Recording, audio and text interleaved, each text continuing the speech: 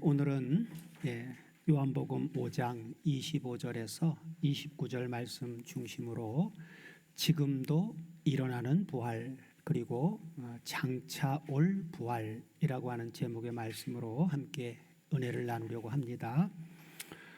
오늘은 특별히 종교개혁주일이죠. 1517년 10월 31일 마르틴 루터가 종교개혁을 일으킨 날입니다. 그날을 기념해서 종교개혁주일로 지키고 있죠. 개혁이라고 하는 말은 예수 그리스도를 통해서 성경 전체에 하나님의 구속사의 역사 가운데 일어난 개혁이 핵심입니다. 바로 예수 그리스도가 십자가에 죽으시고 부활하신 이 사건을 통해서 바로 모세 때 모형으로 주었던 하나님 나라의 그 성전, 그 성막에 성소와 지성소가 막혔던 그 휘장이 찢어지는 역사가 성취가 되죠. 그것은 바로 하나님 나라에 들어가는 길이 막혔던 그 길이 예수 그리스도로 말미암아 이제 드디어 열려졌다라고 하는 엄청난 선포입니다. 그 이후 예수님은 승천하셨고 그리고 오순절에 성령 하나님이 임재하셔서 드디어 성령 시대, 교회 시대가 열린 것이죠. 그래서 성령을 통해서 바로 주님이 열어놓으신 그 문으로, 그 문은 바로 예수님의 성전된 몸인 찢어진 육체 안으로 들어가는 연합되어지는 사건의 문이 열린 것이죠. 그래서 초대교회로부터 이 복음이 그리스도를 통해서 개혁된 이 복음이 증거되어져 왔는데 이것이 교회사를 통해서 보면 계속 복음이 세속화되어지는 일을 계속 반복됩니다. 그래서 예수 그리스도 이후 개혁이라고 하는 것은 그 개혁의 의미는 다른 게 아니라 원래 주님이 성취해 놓으신 그 복음으로 돌아가는 거예요. 돌아가는 거. 그게 바로 오늘날에 말하는 개혁입니다. 오늘은 특별히 요한복음 본문 5장 25절에서 29절을 중심으로 부활에 대한 말씀을 나눌 텐데 우리 신앙에 있어서 우리 신앙생활의 핵심은 과연 무엇이겠습니까? 그것은 바로 우리 주 예수 그리스도의 부활을 믿는 것입니다. 이게 가장 핵심이에요. 자, 예수 그리스도의 부활은 그냥 단순한 기적이 아닙니다. 이것은 바로 하나님의 구속사가 완성되어지는 결정적인 사건입니다. 저도 인생으로 살다가 예수를 믿게 된 계기가 인생으로 살 계획을 잘 세워서 잘 나가고 있었어요. 근데 어느 날 군에서 그 선임 하나가 죽는 과정을 보면서 인생이 결국은 죽는 거네. 나도 결국 건강하게 살다가 죽던 병들어 죽던 또 사고로 죽던 결국 죽는 게 인생이라면 이 인생 내가 목적한 걸 다 이룬다고 할지라도 그게 무슨 의미가 있겠느냐 그런 아주 그런 마음에 빠져 있을 때 들은 풍언으로다가 상봉아 예수 믿어 예수께서 네 죄를 위해서 죽으셨고 그분은 3일 만에 살아나셨어 라고 하는 들었던 이야기 중에 부활이라고 하는 단어가 제 속으로 확 들어와 버렸어요. 죽음이 끝이 아니네. 예수가 부활했어? 그렇다면 소망이 있는 것 아니냐. 그래서 지푸라기락도 잡고 싶은 심정으로다가 이거 한번 확인해 봐야 되겠다. 그래서 바로 성경을 읽기 시작했던 것이 제 신앙생활의 계기였습니다. 오늘 본문에서 주님은 우리에게 부활을 한 가지 부활을 이야기하지 않고 두 종류의 부활을 말씀해 주고 있습니다. 이것은 바로 예수 그리스도의 부활이 우리에게, 우리 개개인에게 어떻게 실제적으로 적용되어지는가라고 하는 것을 말씀해 주고 있는 것입니다. 자, 그래서 하나는 지금도 일어나고 있는, 우리에게는 이제 과거 사건이죠. 사실 주님을 영접할 때 일어난 사건인데 지금도 현재도 계속해서 복음을 통해서 일어나고 있는 영적인 부활을 말해주고 있습니다. 그리고 다른 하나는 장차 이루어질 영적인 부활이 끝이 아니에요. 부활은 육체의 부활, 육체의 부활을 말씀해주고 있는데 이것은 미래 사건이에요. 아직입니다. 영적인 부활은 우리에게 이미 이루어졌어요. 그러나 육체의 부활은 그건 마지막 때에 이루어지는 것이기 때문에, 주의 재림 때 이루어지는 것이기 때문에 그건 미래적인 사건입니다. 자, 주님은 지금 지난주 우리가 나눴던 본문 21절에서 아버지께서 죽은 자들을 일으켜 살리심과 같이 아들도 자기의 원하는 자들을 살리시느니라 하고, 주님 자신이 바로 영원한 생명을 넘겨주실 수 있는 성자 하나님이심을 밝히 드러내셨습니다. 그리고 오늘 본문은 창세기부터 계시록까지 이루어지는 이 하나님의 구속사라고 하는 것은 바로 시간 속에서, 우리가 살아가고 있는 이 시간과 공간 속에서 역사적으로 실제로 이루어지는 하나님의 역사를 구속사라고 얘기를 합니다. 그건 상상이나 영적인 어떤 감추어진 그런 얘기가 아니에요. 그래서 바로 오늘 본문은 바로 그런 하나님의 구속사의 이미와 그리고 아직을 모두 담고 있는 본문이에요. 주님은 25절, 27절에서는 지금도 일어나고 있는 영적 부활, 이걸 다른 단어로 표현을 하면 중생, 거듭남을 말해주고 있습니다. 우리가 예수를 영접해서 믿는 순간 예수 안에서 구속받은 하나님의 자녀가 되어지는, 예수 안에 있는 새로운 피조물이 되어지는 이것을 가리켜서 영적 부활이라고 얘기를 합니다. 그건 육체의 부활이 아니라 영적 부활이에요.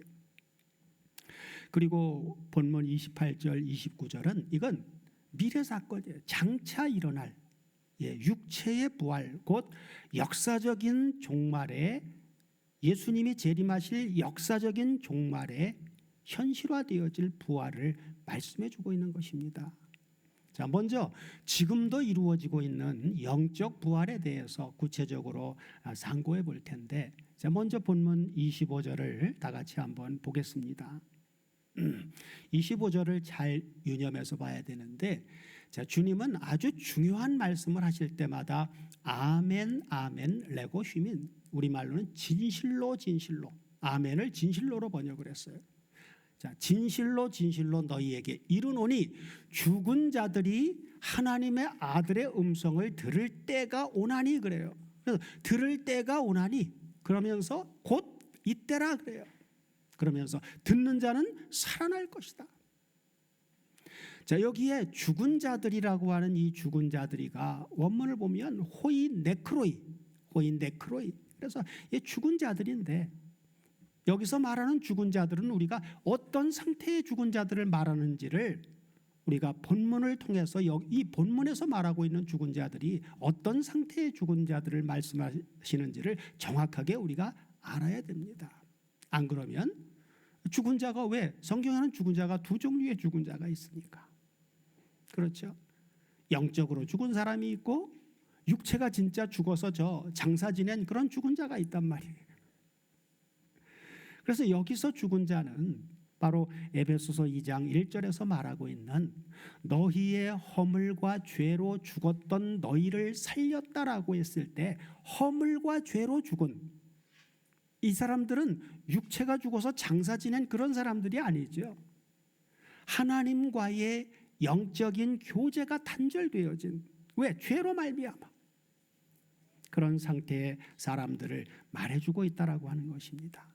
그래서 바로 단순히 그냥 육체적으로 죽은 그런 사망자가 아니라 허물과 죄로 죽어서 하나님과의 관계가 단절된 영적으로 죽은 자들을 의미한다는 것이죠. 무엇이 그걸 입증해 주느냐? 바로 곧 이때라라고 하는 이 부분이 그걸 증명해 줍니다. 왜냐하면 곧 이때라라고 하는 이 부분 한번 원문으로 볼까요? 원문을 보면 곧 이때라라고 하는 이 부분이 카이 닌 에스틴 그렇게 나와요. 닌이라고 하는 단어는 바로 지금이라고 하는 뜻입니다. 지금 현재. 그리고 에스틴 바로 그렇죠. 에스틴은 동사의 직설법 현재 능동태를 써서 그렇죠. 지금 현재 지금이다. 그렇죠. 지금이다라고 얘기를 할 거예요. 그러니까 여기 죽은 자들은 영적인 죽은 자들을 말해주고 있다는 것이죠. 25절의 본문 바로 앞에는 어떻게 시작을 하셨어요? 아들의 음성을 들을 때가 오나니.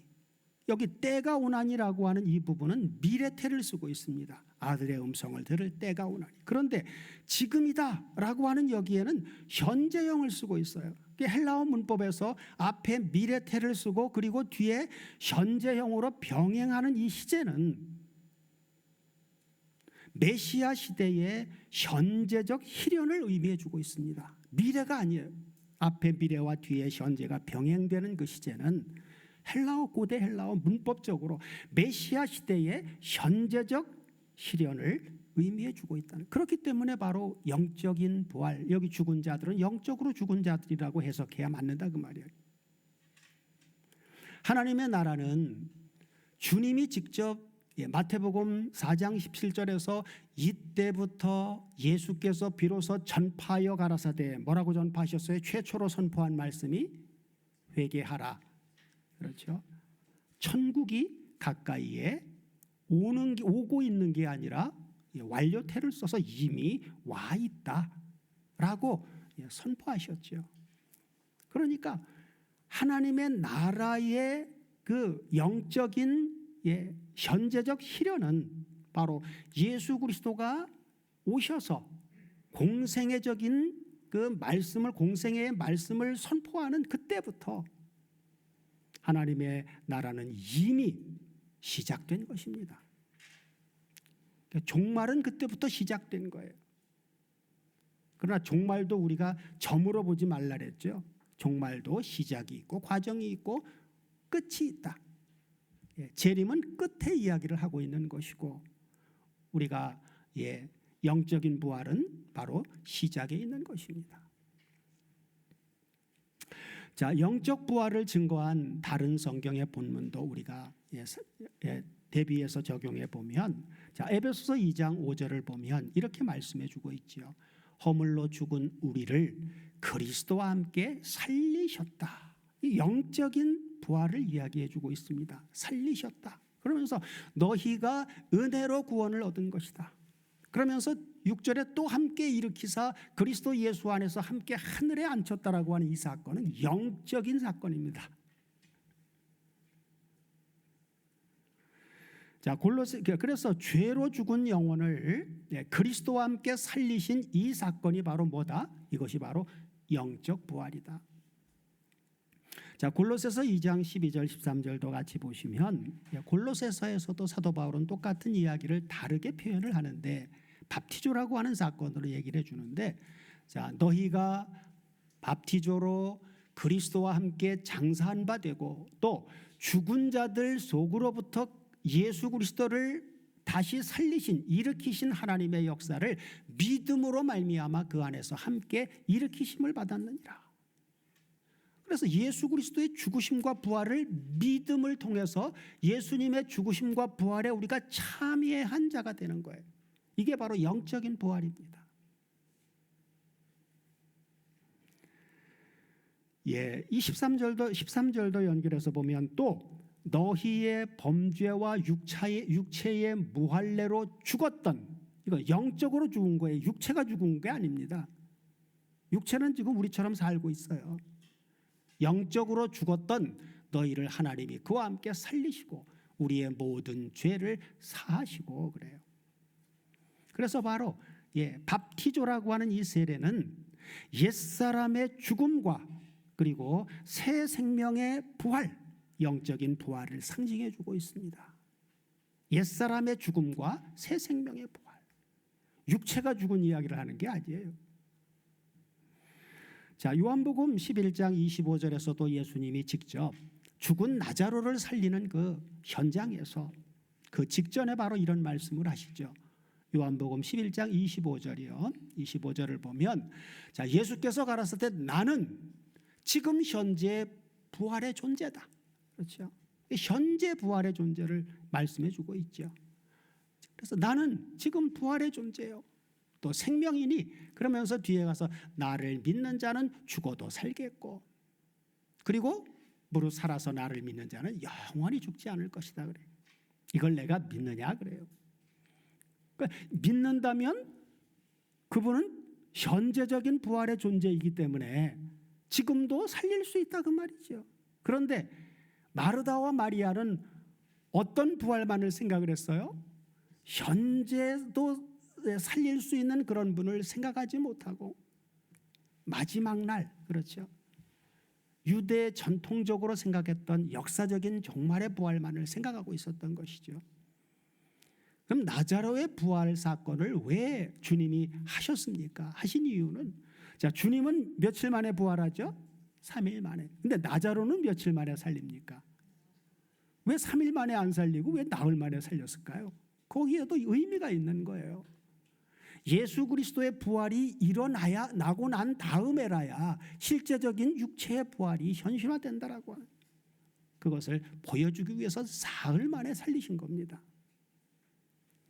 그러니까 나자로의 부활 이것은 우리의 부활의 하나의 예표로 보여준 거다 그 말이에요. 나자로는 어때요? 그렇게 살렸지만 계속 살았습니까? 또 죽었잖아요, 그죠? 그러니까 예표적으로 살렸던 거래요. 예표적으로. 너희도 내가 죽고 부활하면 너희도 이렇게 살아날 거야라고 하는 육체의 부활을 예표로 보여준 것이다 그 말입니다. 그러나 주님은 죽고 부활하기 이전에도 그분은 현재적인 부활의 존재다. 그래서 영적 부활의 현실은 나는 지금 부활이신 그리스도 안에서 이미 시작되었다라고 하는 것입니다. 로마서 6장 4절도 같이 보시면 영적 부활이 우리에게 영적 부활을 현실화해 준 이유가 바로 여기서 나오는데 그러므로 우리가 그의 죽으심과 연합해서 밥티조를 받음으로 그와 함께 장사되었나니 이는 아버지의 영광으로 말미암아 그리스도를 죽은 자 가운데서 다시 살리심과 같이 우리로 어떻게 해요? 새 생명 가운데 행하는 삶을 살도록 하기 위해서이다. 여기가 중요한 포인트가 있는 것이죠. 영적 부활은 그래서 단순히 어떤 상태의 변화가 아니라 삶의 방식, 우리가 이제는 과거에 살던 옛사람의 삶의 방식에서 이제는 하나님의 아들인 주님의 삶의 방식으로 새로워지는 바로 새 창조의 역사의 시작이 바로 영적 부활입니다. 그러므로 영적 부활의 구속사적인 의미는 그것은 단순히 개인의 어떤 내면의 변화만이 아니라 영적인 부활은 바로 창세전에 삼위 하나님만 홀로 계실 때 계획해 놓으셨던 그 언약의 성취이고 그리고 하나님이 택하신 자들을 그리스도의 음성으로 부르시고 그리고 그 음성으로 살리시는 하나님의 언약적 중생의 사건입니다. 거듭남, 중생, 다시 태어나는 사건이 바로 영적 부활이다 그 말이에요. 이것은 오늘날도 주님은 누구를 통해서 이 역사를 계속 현실화하고 있습니까? 바로 연합된 우리와 함께 우리를 통해서. 그래서 바로 그게 로마서 우리가 나눌 때 10장에서 나오죠. 10장 8절에서 뭐라고요? 말씀이 심히 가까워 내 입에 있고 내 마음에 있다. 우리가 전파하는 믿음의 말씀이다 그러죠. 이 믿음의 말씀이 흐레마라고 하는 말씀. 그래서 바로 그리스도의 십자가로 이미 성취된 구속의 현재적인 적용이 바로 영적인 부활입니다. 이건 우리에게 이미 다 성취가 된 거예요. 자, 이제 본문 27절을 기점으로 해서 이후에 28절 29절에서 말씀하신 장차 일어날, 이건 영적 부활이 아니라 육체의 부활, 육체의 부활에 대한 말씀을 상고해 보겠습니다. 자, 27절을 기점으로 해서 앞에는 영적인 부활을, 뒤에는 육체의 부활을 말씀해 주고 있는 것인데, 자, 또 인자됨을 인하여 심판하는 권세를 주셨는데, 심판의 포커스가 맞춰져 있어요. 앞에는 살리는 것에 포커스가 맞춰져 있고, 자, 그러면서 이를 기이 여기지 말라. 이걸 놀랍게 여기지 말아라. 무덤 속에 있는 자가 다 하나님의 아들의 음성을, 누가 인자의 음성을 들을 때가 오나니. 인자는 바로 사람으로 오신다 그 말이죠. 그래서 마지막 심판주로 오실 때도 사람의 2000여 년처럼 육신의 모습으로 온단 말이에요. 인자로, 완전한 하나님의 아들로. 자, 무덤 속에 있는 자가 다 그의 음성을 들을 때가 오나니, 그러면서 29절, 선한 일을 행한 자는 생명의 부활로, 악한 일을 행한 자는 심판의 부활로 나오리라 하고 말씀해 주고 있죠. 어디에 있는 사람들이요? 무덤 속에 있는 자가, 무덤 속에 있는 자가.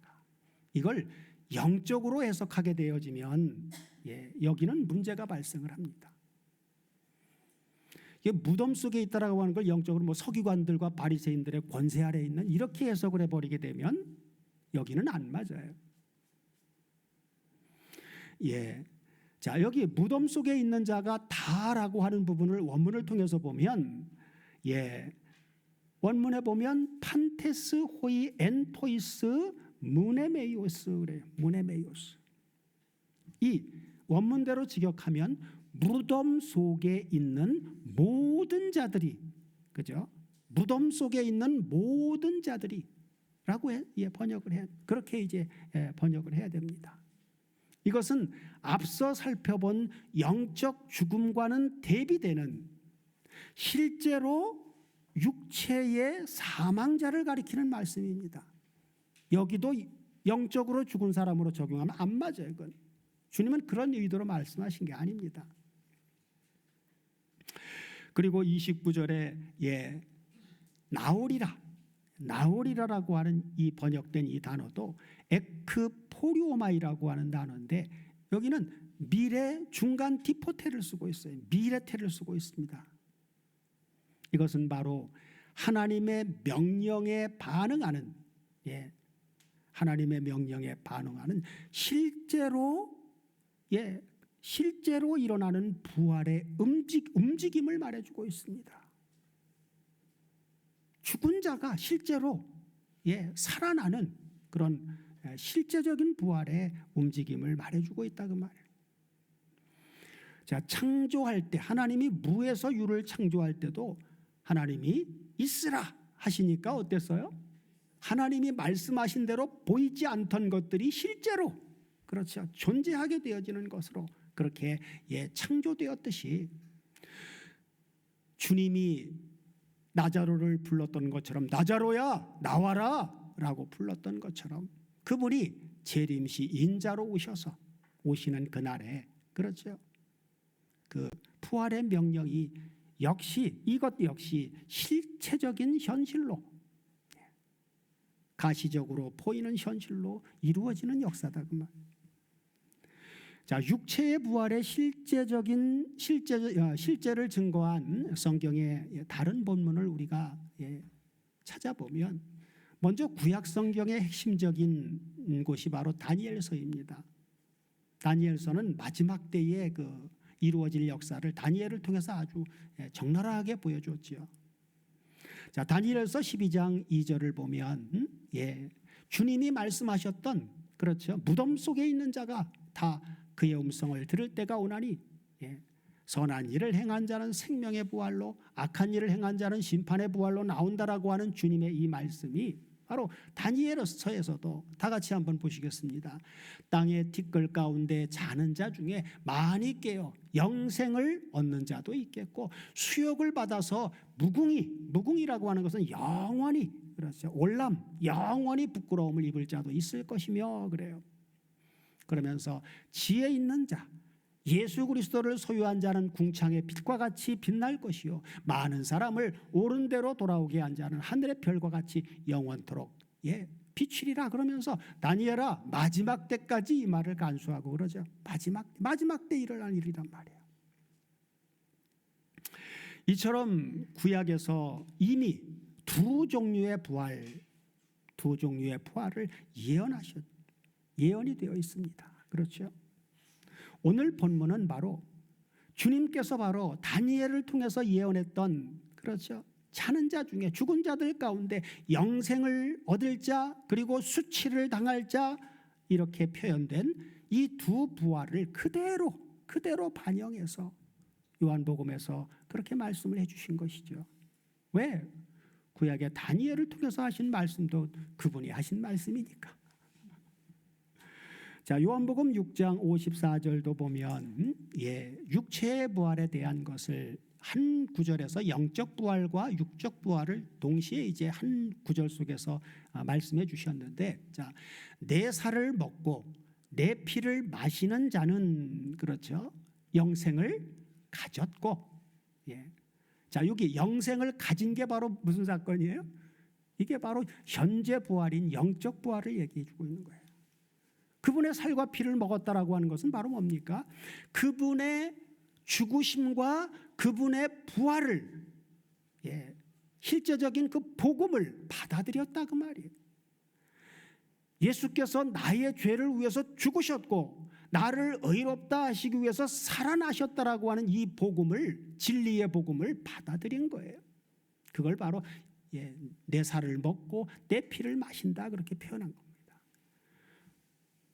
내 피를 마신다라고 할 때 이 피라고 하는 것은 생명을 상징하는 것으로 해석할 수 있는 가장 중요한 의미는 뭐냐면, 피는 죽음을 상징합니다. 죽음. 그죠?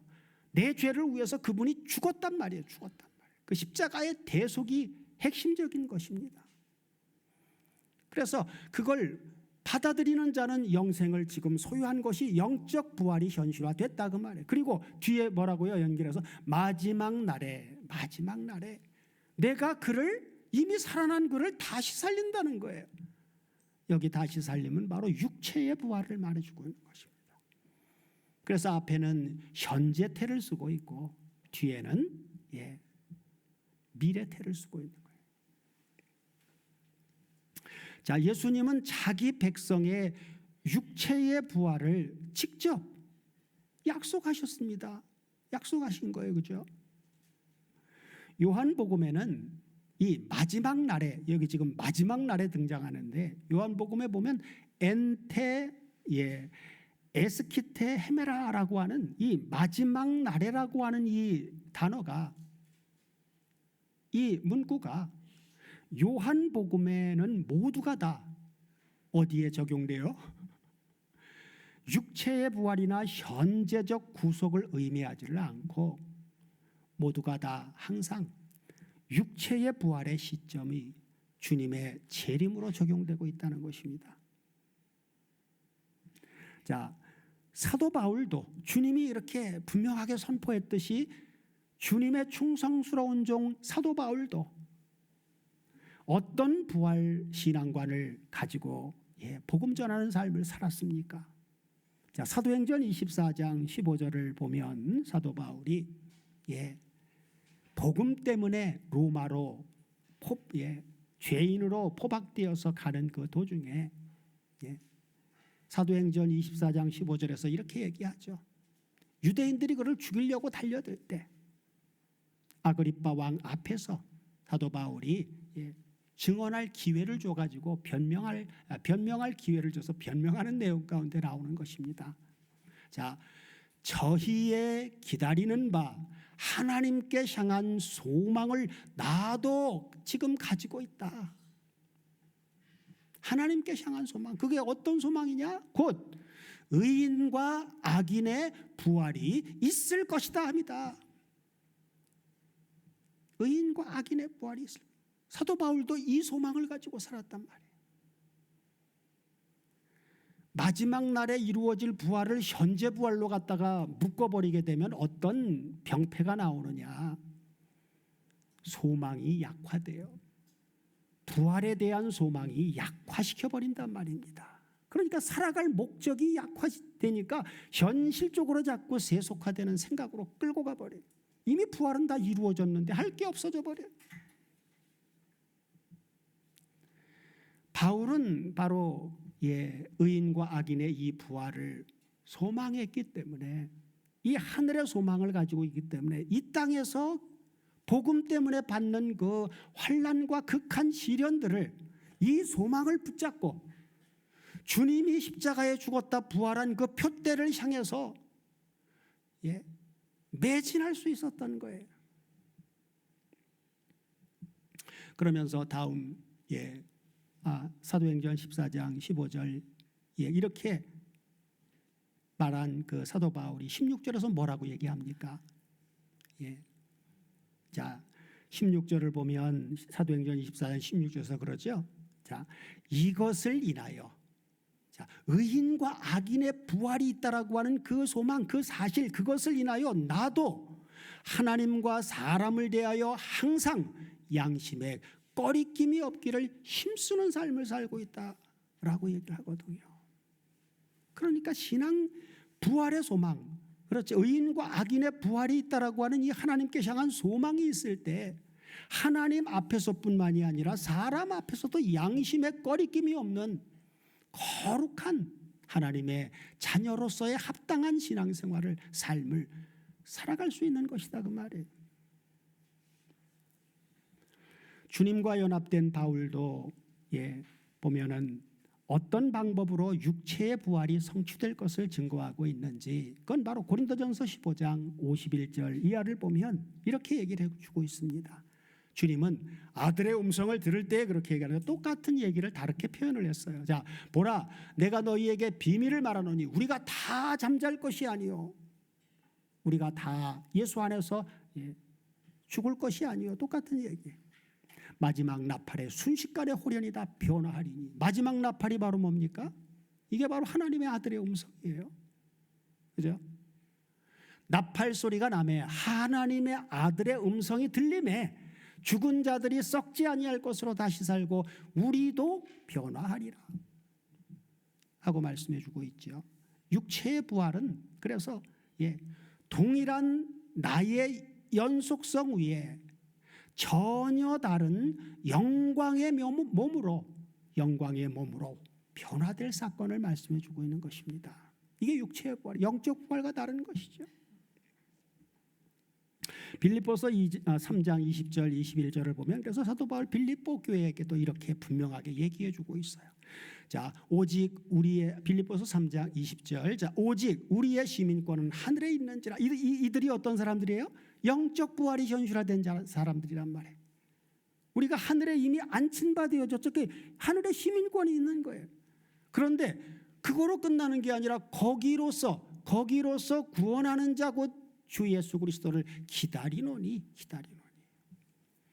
여기 구원하는 자가 원문을 보면 소테르라고 하는 단어인데 구속자입니다. 뭘 구원하러 오시는 분이냐? 이 소테르 구속자는 몸을 구원하러 오죠. 몸을.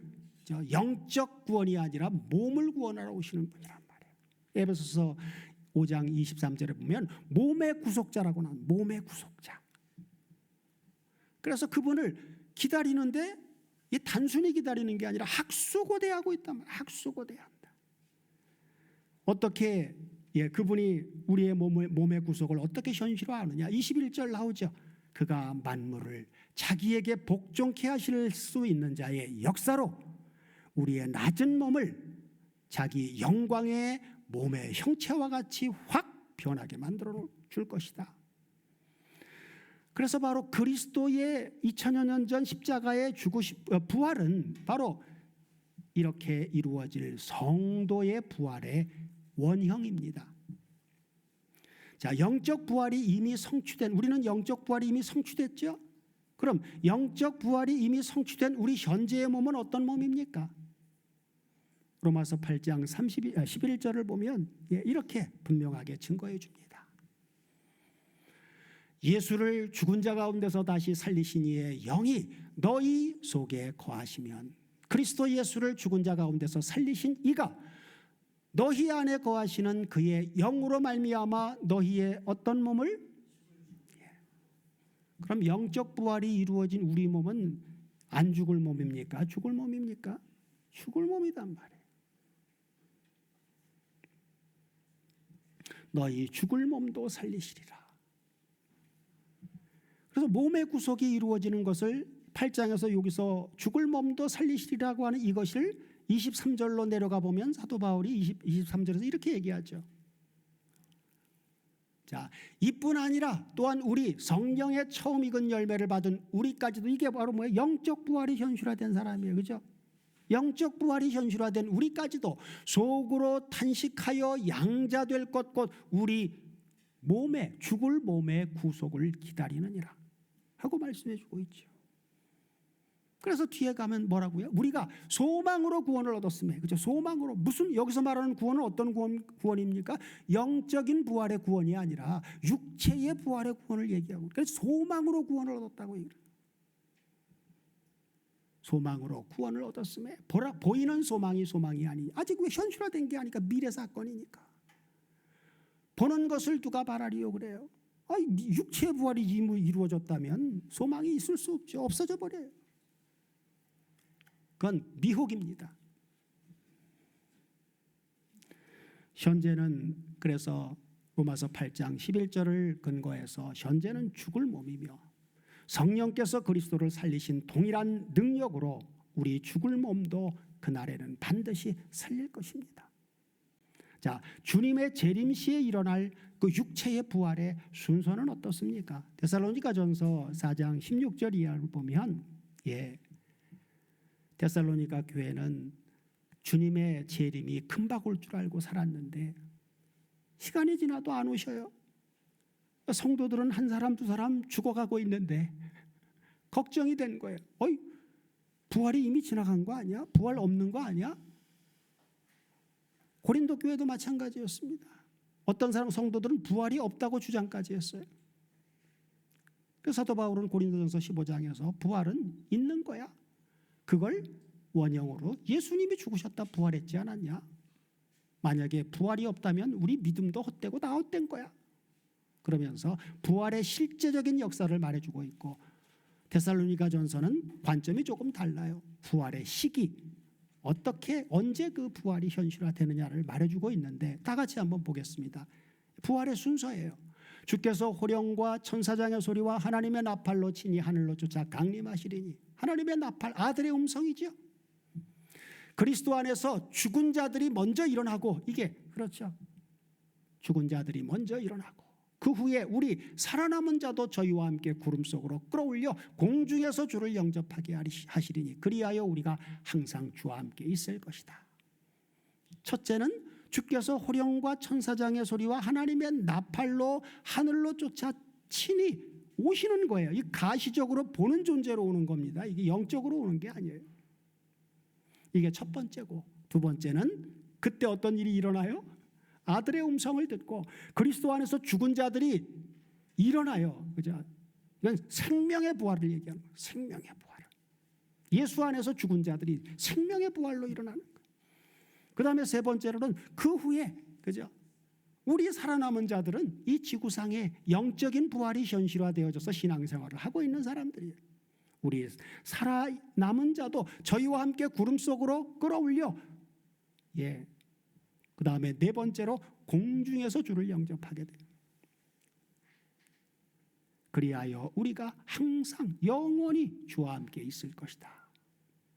이렇게 부활이 순서가 질서정연하게 이루어지는 것을, 이건 한 사건을 말해주고 있는 것입니다. 어느 한순간 한 시점에 일어날 사건을 구체적으로 말씀해주고 있는 거예요. 자, 결론적으로 영적 부활과 육체의 부활, 이것은 이 둘은 사실은 분리된 사건이 아니라 하나의 하나님의 구속사가 성취되는 과정의 두 시점에서 펼쳐지는 하나님의 주권적인 역사를 말씀해 주고 있습니다. 구속사는 하나의 구속사의 두 시점, 하나는 영접할 때, 하나는 심판주로 오실 때. 그래서 성도는 이미 영적 부활이 현실화돼서 허물과 죄로 죽은 자에서 살아났고 장차 우리의 육체까지도 영화로운 몸으로 부활하게 될 것입니다. 자, 오늘 본문은 우리에게 어떻게 적용이 됩니까? 진리의 복음은 지금도 죽은 자들을 일으켜 살리시는 바로 아들의 음성이라고 하는 것입니다. 그러므로 믿음의 말씀을 듣는 이 예배는 단순한 의식이 아니에요. 과거에는 의식적으로 예배를 드렸다면 이젠 바뀌어야 됩니다. 하나님의 아들, 살아있는 하나님의 아들이 음성이 직접 들려지는, 오늘 유 목사님 기도하실 때 그러시더라고요. 목사님의 입술을 통해서 나가는 말이, 내가 내 말을 한다면 전 여기 있을 이유가 없습니다. 전 그냥 세상 사람으로 편하게 살 거예요. 내가 왜 여기 서서 내 말을 합니까? 힘들게 그 말 꾸미기 위해서 맨날 머리 싸매고 공부하고 연구하고 그런 일을 내가 왜 안 해요? 내게 주신 나를 살리신 그 복음의 순수한 복음, 진리의 복음을 어떻게 하면 듣는 우리 식구들이 깨닫고 이해해서 자기 삶으로 적용해서 살아갈까를 기도하면서 고민하면서 말씀을 일주일 내내 연구하는 거예요. 하나님의 창조적 명령이 울려 퍼지는 바로 영적 부활의 현장이 바로 말씀이 선포되는 장소입니다. 베드로전서 1장 23절에 보면 너희가 거듭난 것이 썩어질 씨로 된 것이 아니요 썩지 아니할 씨, 곧 살아있는 하나님의 항상 살아있는 하나님의 말씀으로 되었느니라 하고 말씀하신 대로 성도는 이미 영적 부활이 성취되어진 자들입니다. 또한 로마서 6장 11절에서 너희 자신을 죄에 대하여는 죽은 자요 하나님께 대하여는 살아있는 자로 여길지어다 하신 말씀대로 영적 부활을 받은 사람은, 옛사람은 이미 죽었다라고 하는 그러한 사실을 믿고 이제는 새 생명 가운데 행해야 합니다. 육체의 부활의 구속사적인 의미는 고린도전서 15장 20절에서 말씀해 주고 있듯이, 그러나 이제 그리스도께서 죽은 자 가운데서 다시 살아 잠자는 자들의 첫 열매가 되셨도다 하신 말씀대로 그리스도의 부활은 모든 성도의 육체의 부활의 첫 열매입니다. 모든 성도는 그분의 부활 안에서 이미 영적으로 부활하여 새 창조가 이미 시작되었고 육체의 부활은 바로 그 완성입니다. 따라서 마지막 날 육체의 부활은 구속사의 최종적인 완성이고 하나님 나라의 영광의 절정입니다. 사랑하는 다솜교회 가족 여러분, 영화의 날에 완성될 육체의 부활을 소망하십시오. 고린도후서 4장 14절에서 주 예수를 다시 살리시니가 예수와 함께 우리도 다시 살리사, 그죠?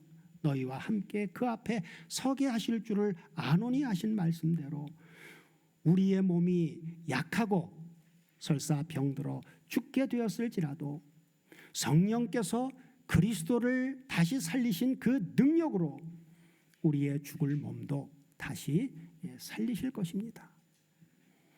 하나님의 아들의 음성은 지금도 그 음성을 듣는 자들의 영혼을 살리는 영적 부활로 일어나게 하며 주님께서 인자로 다시 오시는 그날에는 우리는 물론 주님 안에서 죽은 모든 자가 죽음으로부터 일어날 것입니다. 오늘 본문 요한복음 5장 25절에서 진실로 진실로 이르노니 죽은 자들이 하나님의 아들의 음성을 들을 때가 오나니 곧 이때라. 듣는 자는 살아나리라.